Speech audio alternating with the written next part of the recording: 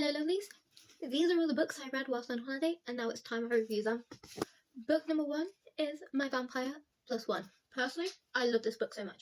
I'm kind of sad that it got warping from being in the sun too much because it is sprayed edge and I love this writing. It's by Jenna Leving and she is one of my all-time favourite authors at the minute. Her writing style is so unique, especially in the way she writes her male lead characters within the genre of romantasy. They feel so much like a breath of fresh air within the genre. The way she writes them is so unique as well.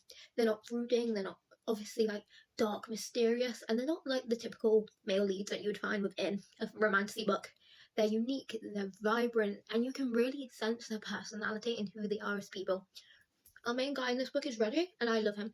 I love how eccentric and bold and loud he is, and the fact that he has to hide it just because he's being hunted by the collective because of a misunderstanding, because he's being loyal to one of his friends. I honestly love his character so much. Like, in the first book, he was one of my favourite side characters, and now he's just my favourite character full stop. He's such a unique person. Like, how are you going to tell me that the first time you ever meet each other is him wearing a pink gingham skirt? Like, you cannot get more eccentric than him, okay? But also, I love how open he is as a character. Like, if you've ever read a vampire novel before, you know the vampires don't tell people they're a vampire very early on. Reggie here, literally after being confirmed as her fake date to a family member's wedding, goes, "Hey, I need to tell you something," and she goes, "You're not a vampire or something," and goes, "Yeah, actually I am." The man tells her off the bat, yes, it is miscommunicated because she thinks he's joking, because you can't take the words of a man who's this eccentric who loves playing a practical joke, because when you ask him to be your fake date to your cousin's wedding, he goes, "Yeah, I love a good joke, and I love a good prank, he's just so eccentric and I love him. I love how I have not actually physically read a male character like him, and I need to read more books with male characters like him, honestly, because I love him so much. He is one of my favourite book male characters I've read. I love his and Cassie's relationship as well.